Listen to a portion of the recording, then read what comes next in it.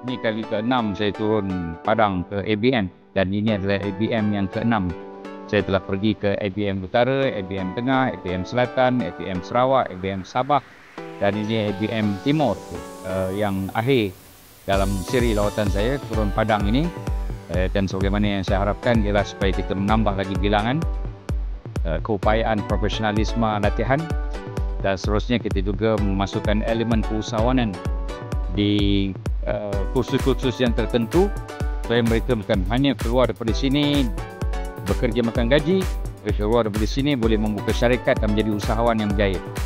Kerja dalam industri yang mana mereka belajar 81%, dan mereka yang bekerja mendapat pekerjaan 96%. Jadi dengan yang berkaitan, kalau nak dikira 96% ke boleh pasaran pelatih-pelatih daripada ABM Wilayah Timur dan juga CIDB Teknologi Wilayah Timur.